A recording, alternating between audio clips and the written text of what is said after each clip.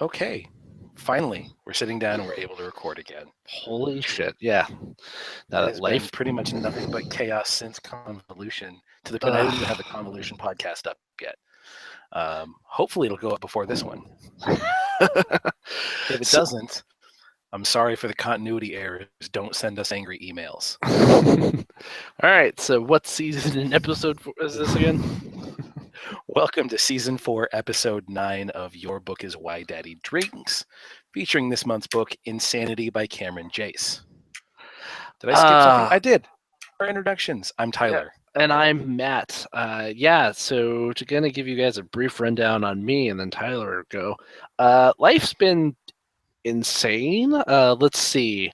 Um, New job for me that basically was being brought on to tackle open enrollment season. Now, if you've ever been at a place that offers benefits, you know that during the open enrollment period for when people can sign up for benefits can be very stressful on the HR department.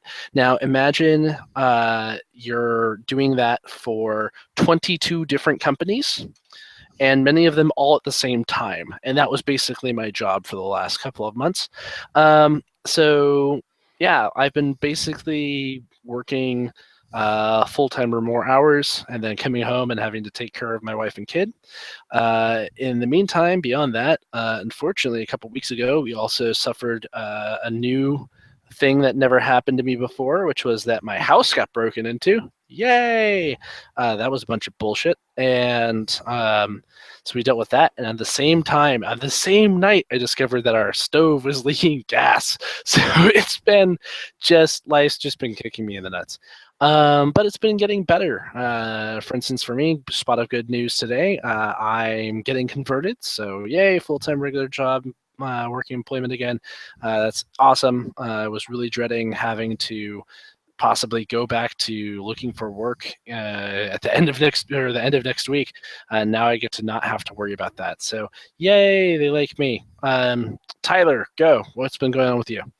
Uh, we moved in Mm-hmm. end of June, and then my wife got a new job up here in Northern California and loves it, and they're awesome, and they love her, and that's fantastic. But I still have not been able to find work. I had a few connections that didn't work out, and I've been looking for stuff and trying to make new plans. But then about a month and a half after we moved up, my dad had to have a major operation, and I've kind of been Taking care of chauffeur him. and taking Yeah. care of him for the last 2.5 months, basically 10 weeks, yeah, and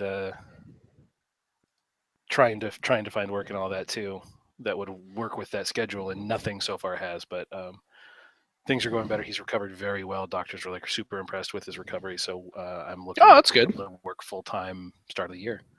Awesome. Well, I'm glad that your dad's feeling better and that he's doing well. So, yay, good. So things are on the upswing. Now, before we mentioned it earlier, we've had basically a little bit of technical difficulties with the laptop that Tyler recorded the Convolution podcast on. Basically, to be perfectly blunt, it went tits up. And so Tyler is going to pull the hard drive out hopefully tomorrow so we can get at that file and get that up and posted because I know that a bunch of people have been waiting for that, and I know that we want to get it up on the website because we don't want to be missing anything because that would be weird. But yeah, that's basically where we're at right now. So with that in mind, Insanity by Cameron Jace. Um, This is this another BookBub find. Thanks, Yes. thanks so much, BookBub. Like, I don't think they understand how much they've done for us. I knew as soon as you started talking about it and I started seeing what they put up there that there was going to be some choice books for us for this podcast on it. Now, to Mostly be because it's a lot of self-published stuff. Mhm. Um, now to be fair, there are some legitimate um books on there. Like right. for instance, like just today they posted one for an anthology called "Sympathy for the Devil," which is an anthology just about stories that feature the devil or a character like the devil, and it's I enjoyed it. It's it's your usual anthology experience, right? Where you're gonna like some of the stories more than you're gonna like some of the stories, but I happen to really like it. And it had some really really awesome short stories in it, including one about a cat that protects its owners basically from the devil trying to show up and do things to them for some reason. But it's well written, it's awesome, and so I would recommend it if you can find that deal, get that anthology because it's certainly worth I think the $2 or whatever BookBub was doing the advertisement for. So this book I actually picked up, not intending it to be for the podcast. I saw this book and I was like, this might actually be good. And then you read it and you're like, we got to do this one.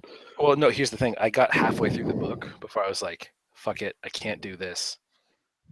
I'm done. And then a week after that, I went, oh shit, duh. I know about this before. And then I finished reading it last week. Yeah, it's okay. So anyway, to kind of get into the synopsis of it, I'm not going to do a full synopsis because I hated this book a lot. I just really could not stand it. I thought it was just terrible bullshit, and unfortunately, so unfortunately, there are at least 5 books in this series. Yeah, so one of the things that always chaps my ass is that I'm a psych major, and I have my bachelor of arts in psychology from UCSC. It's something I went to school for. I'm not a trained psychologist in any way, shape, or form, but the concepts and histories of mental illness and things are things that I have studied that I happen to enjoy and be very passionate about. And this book just pissed me off, and the reason why it did is the same reason why if you're a gamer, this is going to make total sense to you. The reason why most Malkavian players piss me off, and that's because they label any kind of weird or odd behavior as insanity, and then suddenly it's just supposed to make sense or be acceptable. And that's how this book is. So getting into the plot, basically, you are introduced to a character named Alice who lives in an insanitarium. But it's not just in any insanitarium. It's like this penultimate premier insanitarium in England. And she is tortured pretty much daily by these 2 orderlies who are basically caricatures, and I don't know if they were supposed to represent like fucked up versions of Tweedledum or Tweedledee and Tweedledum. I don't think they were, because everybody who is from supposed to be from Wonderland seems to know, except for her. Yeah. So and they do things like beat her and give her electric shock therapy, even though ACT or EST is not really done that much anymore, except in very extreme cases for very certain things, because of how destructive it is to people. And she's basically, through her, we are introduced to the world, and the world is basically that for some reason Lewis Carroll is much more important, and she also doesn't really remember anything about herself or her past. Like, for instance, she doesn't really understand, like, she's told why she's in the sanitarium, which is hang on, but we can't just gloss over that, because she murdered a bus full of people. Yeah, she basically got up while the bus was in operation, walked to the front, grabbed the wheel, and twisted it sharp to the right, crashed it, and killed everyone but her. Sure, just because, right? And that's apparently just how it's portrayed in the book, is that she just got up and did it. There's a little bit more to that, but we'll get to that in a moment.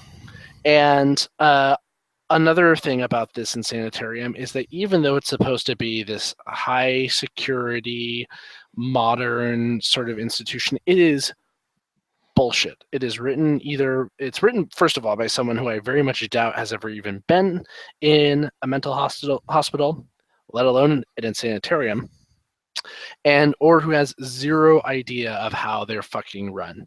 Um, Case in point,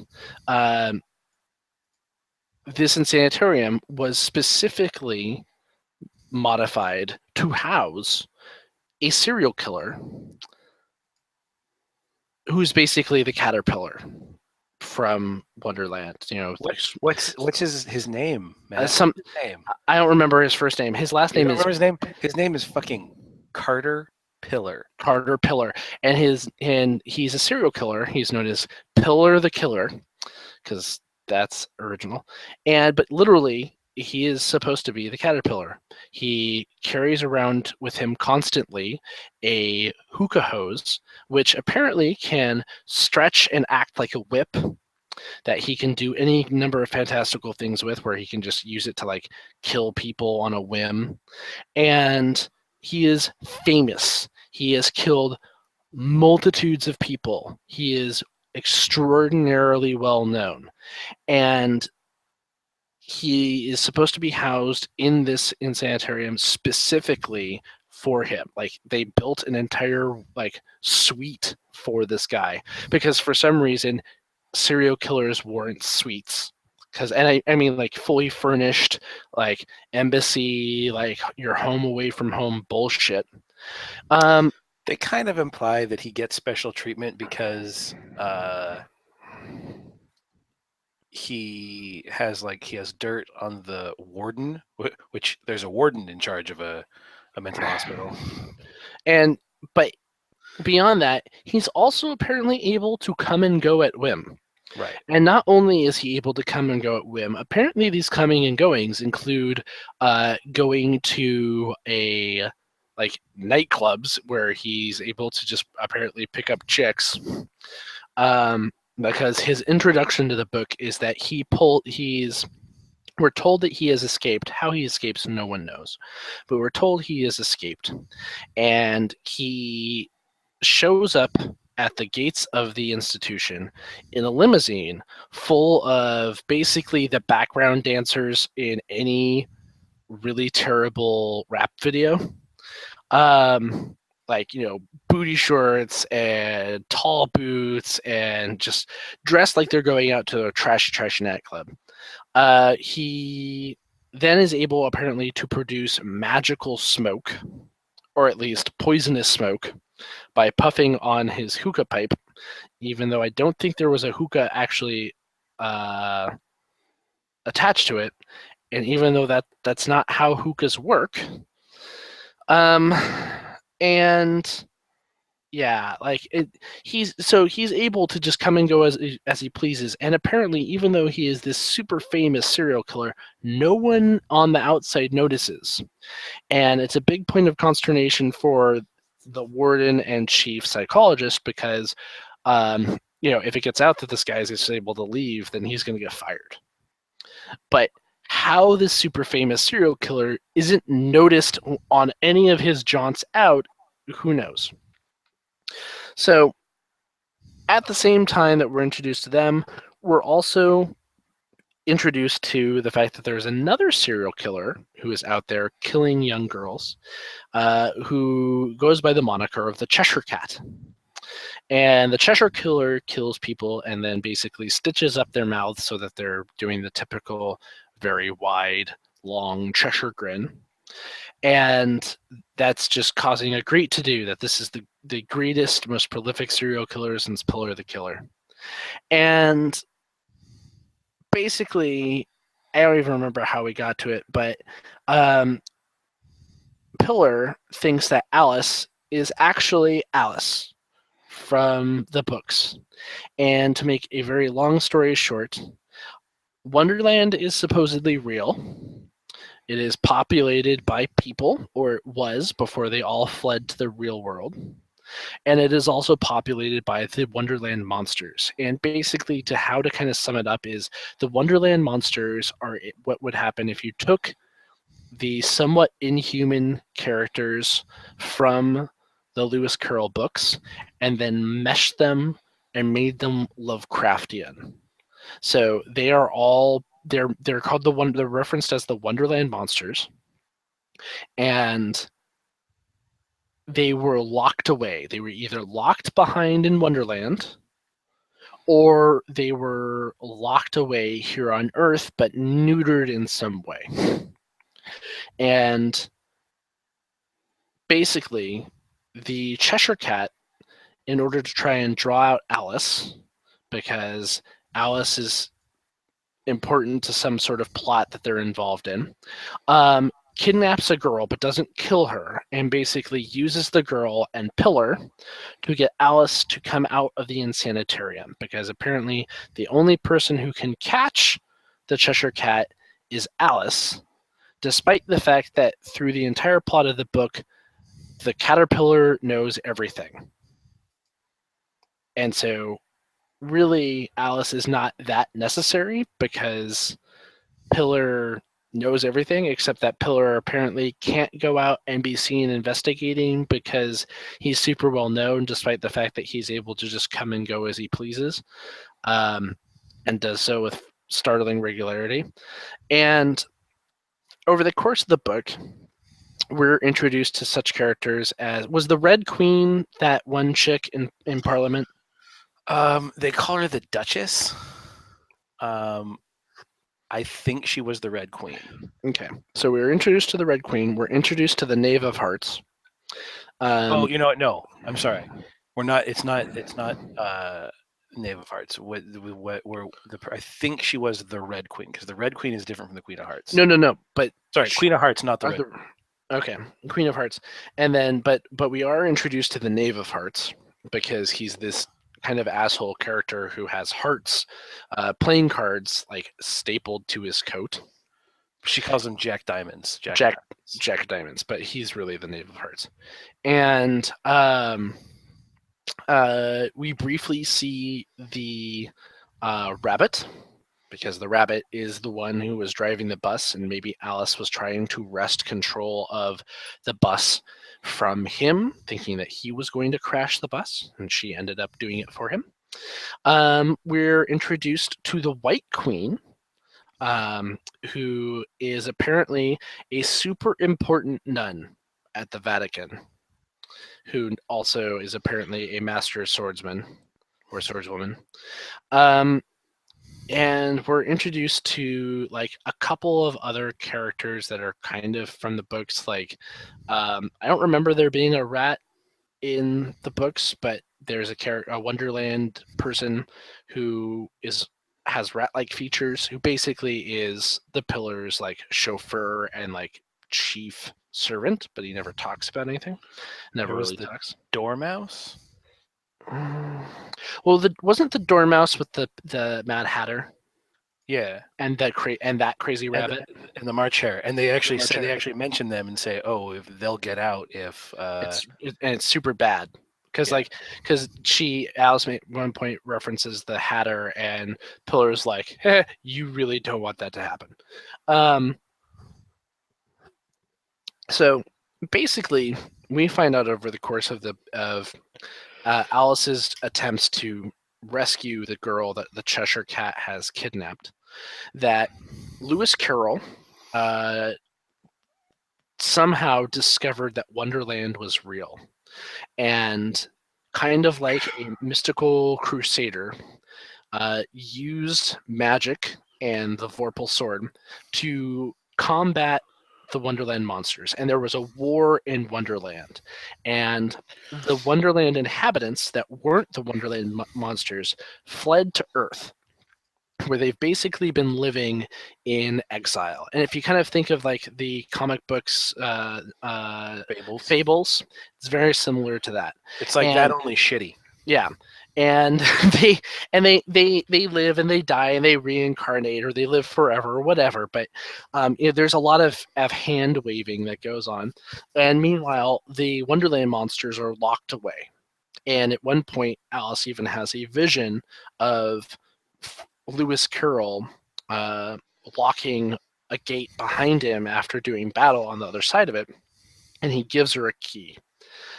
Now, we come to find out that the Cheshire Cat the Cheshire Cat killer is in fact the Cheshire Cat who has been trapped here, and he is one of those Wonderland monsters who lives here but has been had their power stripped away from them. So they're basically a monstrous human, but they're basically human, and he is trying to find his power, basically his grin, and he can't do that because he's been looking and looking, and because Lewis Carroll basically stripped him of his magic and put the grin in two parts, in the soul of a particular girl who is from the town where the Cheshire Cat was first written about.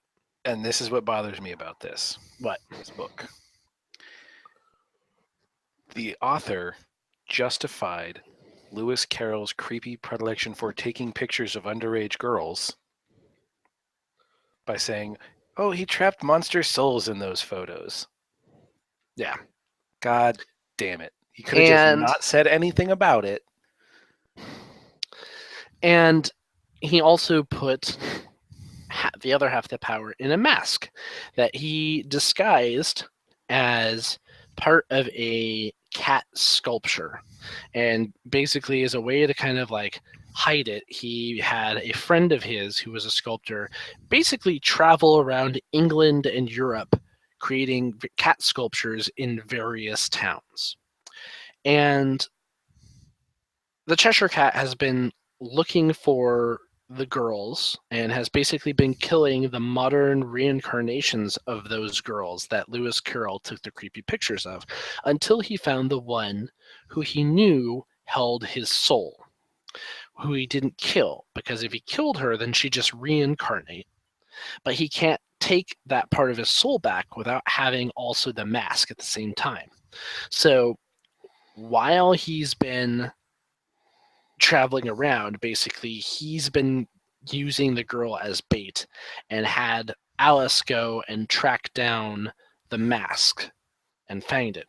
And so he has Alice bring the mask to where was it? A town in No, Alice didn't have the mask. He had the mask, and he needed to wait for a certain time to do both, to suck the girl's soul out, because cats suck children's souls out while wearing the mask. Yeah. But they show up to this town, As it Ypres, where was it? during it's called Ypres. I think that's how it's pronounced. I'm Ypres, yeah. a little drunk right now.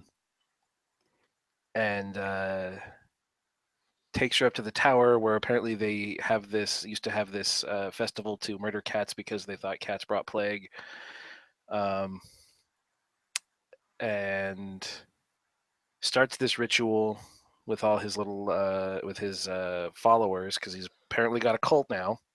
Oh, it's in Belgium. It's in Belgium, right? Yeah. And Alice manages to grab the mask. Oh, yeah, she grabs the mask, and the girl gets away with both. But then, fucking out of nowhere, the Cheshire Cat hits the car they're in with the bus and somehow is able to grab the girl while Alice is unable to do anything. That scene was such bullshit. Yeah, it just happens. It Right? all Like, just happened. yeah, and like, you know so what? You know what it sounded like? It sounded like some shitty GM running a game went, "Oh yeah, you can't do anything about it." well, so the thing is that, so to kind of backtrack a little bit, Alice tracks the Cheshire Cat down to this town in Ypres in Belgium, where they have a festival, like Tyler said, where they kill cats, and it stems from the fact that the town had, I think, a lot of cheese, and so they had a lot of cats because the cats would come from all over the place to eat the rats.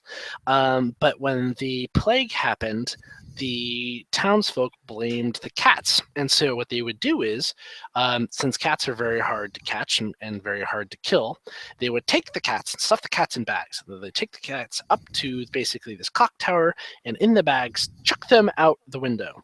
And at that point, we come to find out that the Cheshire Cat was a real cat at some point. That this real cat had cat feelings, and this cat was very mad at people because he watched his family get stuffed in a bag and thrown off this tower and die. And part of his revenge, because he hates humanity so much, was that he was going to replace the fake cats in fake bags, since people now know that the plague was not in fact caused by cats, and that they shouldn't actually be throwing cats in bags out windows. He was going to instead swap those cats in bags for like lions and panthers and fucking cheetahs and shit, and basically these through lions and lions, cheetahs and yes, shit out. out the window, so they're fucking tearing shit up. But the thing is, he threw them out the window of a tower, right? Like, this is not like, he just threw it out. They landed 5 feet out the window. This is supposed to be from a.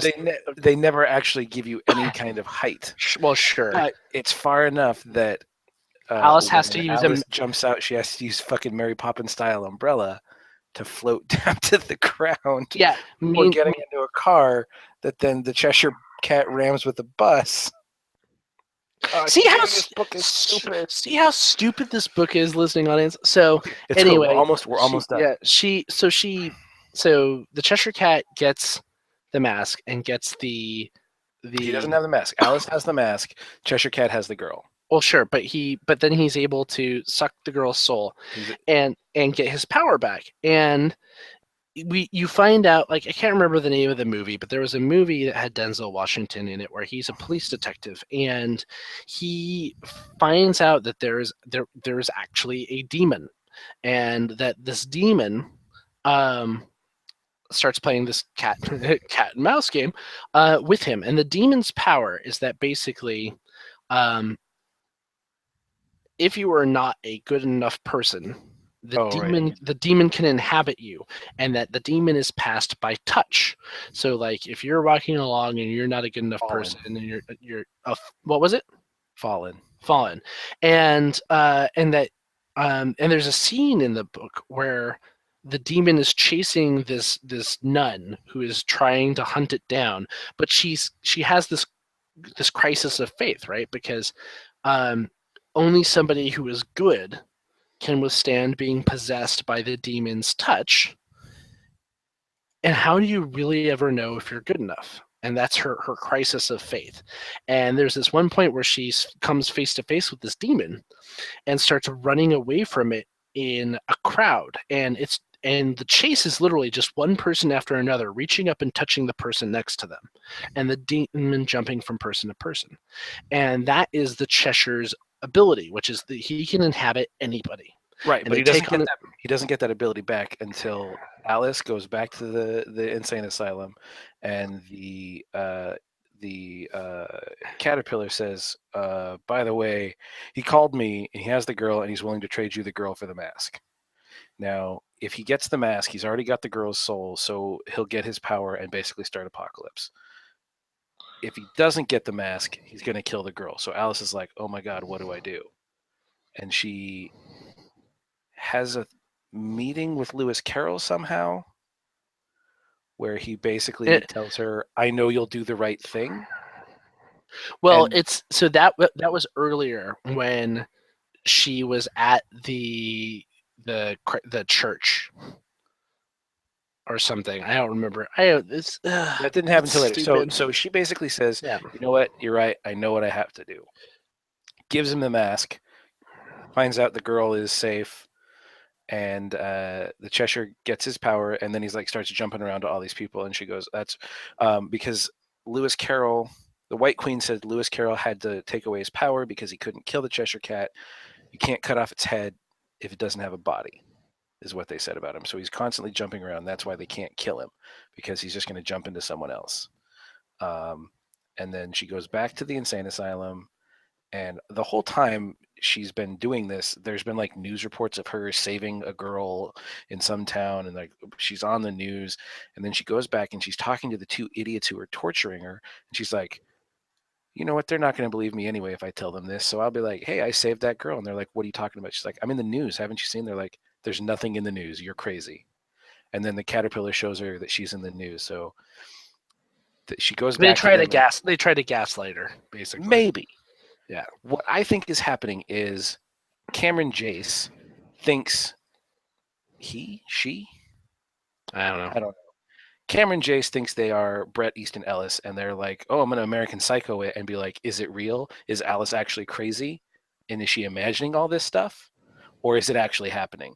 Because Alice is the only narrator the story has, and she's Yeah. completely unreliable. She might be imagining all of this. This might be, the second half of Taxi Driver.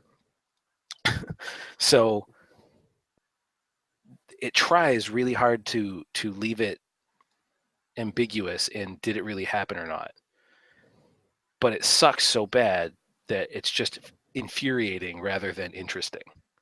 Yeah. The book tried to be American Psycho, but it failed so hard. Now, so I mean, my problems in this book are many. One, who Cameron Jace, if they paid for an editor, they need to get their money back, because there were several points in the book I noticed where there were either dropped words or there were actual words, but they were the wrong version Right. of the word, right? Like the whole there issue. Um, there were the pacing of the book was weird, just like with Sharkano. Um, Hmm. right? Like you have characters traveling very Very little far sense of time. yeah, very far distances in very short amount of time. And a large part of my problem with this book is just the vast amount of hand waving it does, right? Like at one point Alice asks, she's like, "How am I supposed to do this?" And Pillar just tells her, "Oh, just tell people you're crazy."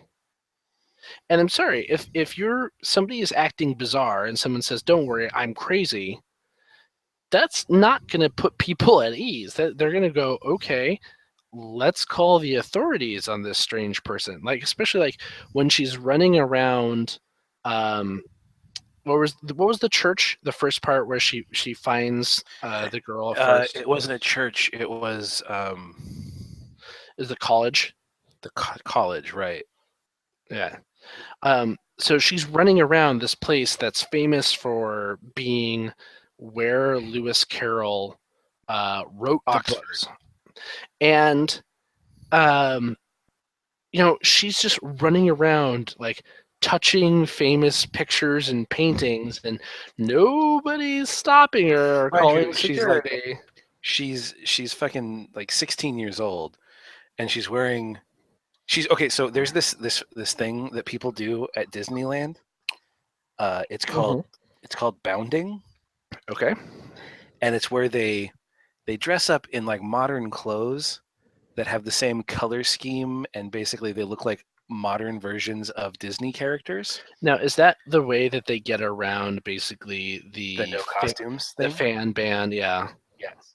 It's called Disney Bounding, and it's basically I'm gonna dress up like fucking Winnie the Pooh, but you're not gonna know that I am, but everyone knows that I am. So she's basically bounding as Alice because she puts together because when Pillar manages basically sets up a deal with the warden to let her out during the days. She's only allowed out during the days because then she has to go back to the asylum every night. So everything she does in the span of a day and then goes back, Yeah. which is fucking stupid. They bring her clothes, like a whole wardrobe to pick from, and she picks this blue and white outfit basically that everyone recognizes as a modern take on Alice. On Yeah. Yeah, and it's so this child is running around fucking Oxford, fucking their shit up, and everyone's like, "Oh, it's cool, she's crazy," which leads me to believe that none of it actually really happened, except for the fact that there's 5 books, and you're not going to have 5 books of somebody making shit up. Yeah. And so there's that level of hand waving. There's the fact that like so in modern fantasy, oftentimes when you're given a world, that world is in some ways at least consistent and things, right? Like it's like when you think about it, like unless something behaves in a certain way, uh, unless something is given a specific reason why it does not behave in a certain way, it's supposed to behave like normal, right? Like a gun in modern fantasy will function like a gun because it's supposed to be this world in this time, unless it's like a magic gun or there's something unique about it. And in this, you have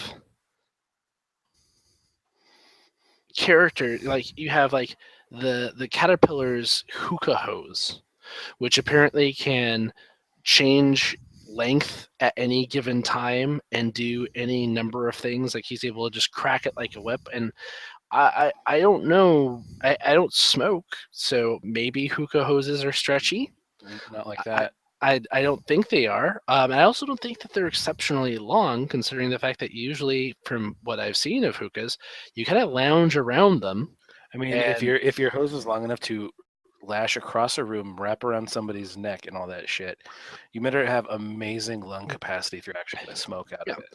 and or the fact that he's able to like puff up like these poison clouds, Yeah, right? it's And he's able to not just puff up like a little bit of poison, like, you know, if you watch an old like martial arts film where the bad guy's able to like breathe out like a poison breath or something like that. But like he's able to like fill a room full of toxic smoke. And you know that and I assume that's because he's a creature of Wonderland, and so he's able to do something like that. But it just like instead of feeling like it was part of like it made sense in the context of the story, it really just it didn't. Right? Like if this character is supposed to be a human being who is imbued with some aspects of the the caterpillar, it's I don't know. It's just the whole thing didn't work. Um, and so much of the plot, like the way that Alice gets around things, it seems to be hand waved with the well, she's crazy. So crazy people just do crazy things and therefore she can do whatever she wants. It just so for me, it didn't work as a book. Um, I thought that you know the concept of Wonderland creatures and the Wonderland monsters as these kind of horrible, fucked up Lovecraftian deities locked beyond this reality. Sure, that makes sense, um, but and that could work as a concept. But the author's approach to how they tackled normal humans, right? Like that didn't really work for me. And then how they would interact with the Wonderland people didn't really make sense. Um, and it felt like the character attempted to make the author attempted to make no real attempt at actually knowing anything really. Like he makes up this supposed Catholic ritual that the White Queen is a part of as this like head nun. You know, the trip to the Vatican seemed really, really short, and I don't think Alice's outfit included a dress. Like, I think she was in pants, and the Vatican's got a very strict standard about letting in women with pants, as in they even make they mention of don't. the Vatican's dress code when the dude takes his hat off. Yeah, It's like they don't allow hats in there, and but it's just supremely ridiculous. And one thing that kills me about all of these people that read Alice in Wonderland and that it's like the we're all mad here kind of thing where everything is wacky and silly and that's what insanity is. it's I not. really wish those people really understood what Lewis Carroll was writing about. Lewis Carroll was writing about fucking math. Basically, Alice in Wonderland was his hate letter for non-Euclidean math. And I'll find the link and I'll put it up on the Facebook link for the dissection of it and how everything gets explained as Lewis Carroll was an old school mathematician and fucking hated new math shit. And that's what Alice in Wonderland. It's not about drugs. It's not about any of that shit. It's about fucking math.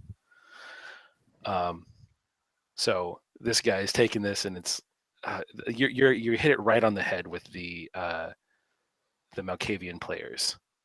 Yeah. You know, it's just because something is wacky and silly and nonsensical, that's not what insanity is. No, it's not. And that's the thing that just that drives me up the wall, right? It's the type of people who think that all that schizophrenia is seeing things that aren't there, or that you have another voice in your head, right? Like they don't understand that there's actually a lot of difference between multiple personality disorder and identity, Right. DI, Dissociative identity. thank you, DID. And it's just or the fact that there's a difference between a psychopath and a sociopath, and just because you're a sociopath doesn't mean that you're going to go on, you're going to be a serial killer, and just No, it generally means you're going to go be in Congress or be a CEO. That's what it is. or yeah, Sociopaths make the best CEOs. they do, because they have no emotional connection and therefore can focus solely on making money. But I mean, that's the type of thing that drives me up the wall regarding these types of stories, is that it's not just is that it in some ways feels lazy to me. Absolutely. I've yet to, Yeah. well, because for it to accurately portray insanity, they'd have had to do quite a bit of research. Well, and also the thing is that actual insanity So many doesn't. forms. Well, I mean, it's so many forms, but also it's not generally flashy, right? Like there are the people who are when you hear about their insanity, they're terrifying, right? Like if they're that type of person. Oh, what is his name? Something H Holmes, HHH. He's commonly referred to as the United States' first serial killer. And if you read his Wikipedia page, it's freaking terrifying, right? Like, You're saying I shouldn't go read it right now, right before I go to bed? I mean, it's Wikipedia, so you're probably fine. But I mean, when you think about it, the dude was terrifying. He had a body count, known body count of like above 20 or 30, probably more, right? Like, and to the point where he built an entire hotel in Chicago in the Oh, 1800s. I've heard about this guy, Just Dr. Henry Howard Holmes. Thank you. Who he built a hotel basically just to Right, the just to murder murder castle. people. Yeah, and so I mean, instances like that, or like John Wayne Gacy, or any of the any serial killers like that, they're relatively few and far between.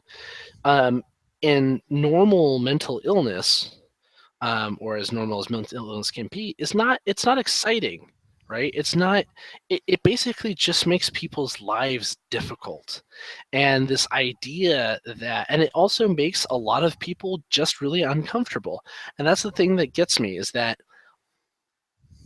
authors so often, well, bad authors so often use insanity or mental illness as this excuse for wild and crazy things happening, and it does actual, I think, disservice to people who do suffer from mental illness, um, because it portrays their struggles as either a laughable thing or as some sort of wild fantasy.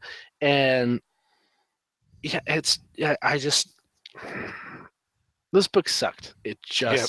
It just sucked, and I can't recommend it to anybody. And I the thing, highly recommend this book if you hate yourself. See, and the thing is that I don't know about you. I think like the concept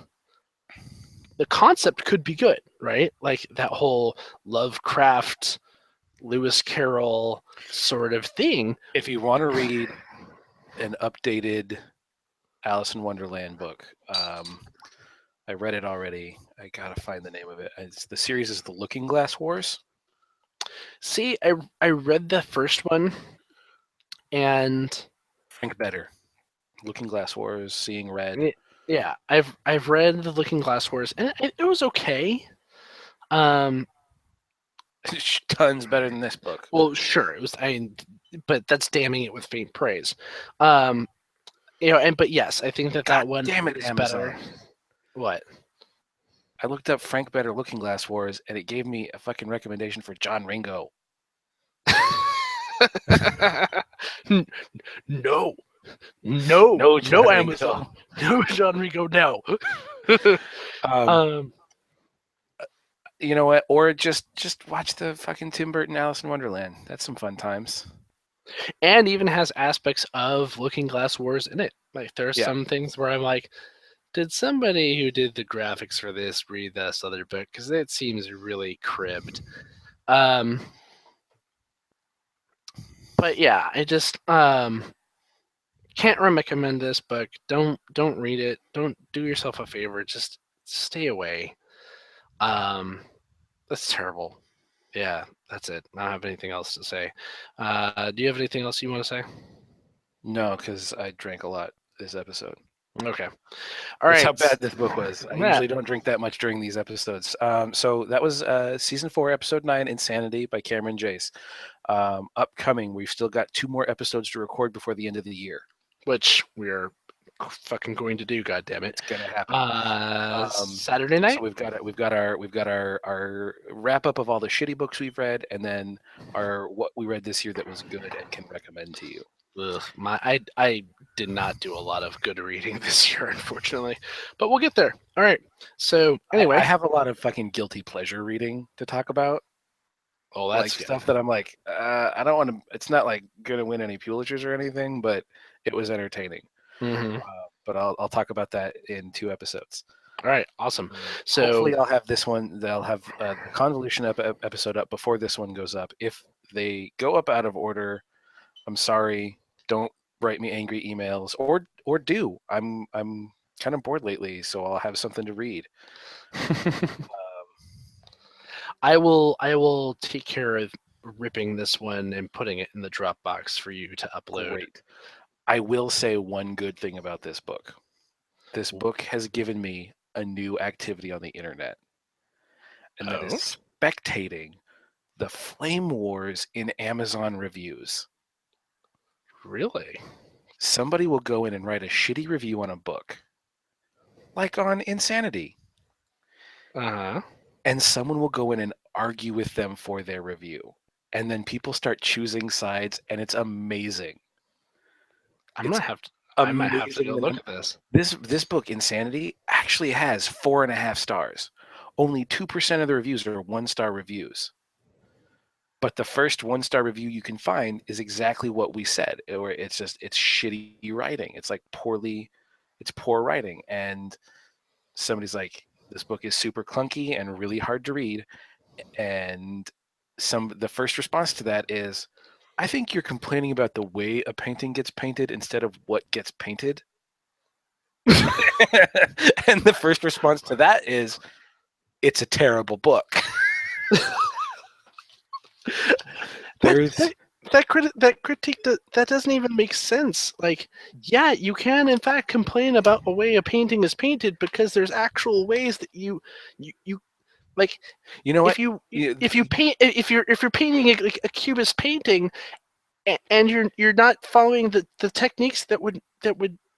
It's apples and oranges though, because it doesn't. I don't give a crap if you put the paintbrush in your teeth and just fling paint into canvas.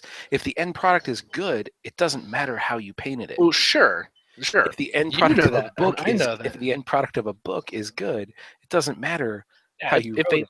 If they wrote it by tapping the keyboard with their scrotum or like tying a pencil to their nose, whatever. Like, who gives a shit, right? So As long as the story's entertaining, Right. we don't care. You know, it's like Colin's gin and tonics. At the Renaissance Fair, my friend Colin makes the best gin and tonics I've ever had. And I asked him one day what his secret was, and he says, "I dip my balls in it." And he's trying if I can get a reaction out of me, of course. And I said, "Dude, if that's what you do to make them taste the way they do, keep doing it." Yeah, that was not the response he was expecting, I think. You know what? With the people we know, it's really hard to actually shock anyone because we are all just as fucked up as everyone else. That is true. Like when Tim shows me pictures of his testicles, I'm like, nothing I haven't seen before from you. Like You know at what this I point, say whenever Tim shows me pictures of his balls, whenever I hmm, get a text, I say, "Oh, they're like real balls, only smaller." And then I hide for a week because he'll probably murder me. all right. So we're now over an hour. Let's wrap We're, this up. we are good for season 4, episode 9. I think so too. Thank you for listening and sticking with us, everybody who eventually hears this. It's Yeah, been kind of a crazy roller coaster year, next year and should be a lot more even. I'm not Like going to make any promises because every time I promise something, it goes something horribly else awry. fucking breaks. So we're gonna try. Yeah, I think that's fair to say. We're gonna try. All right, everybody. Thank you very much. This was season 4, episode 9, Insanity by Cameron Jace. I am Matt, This is Tyler. and good night.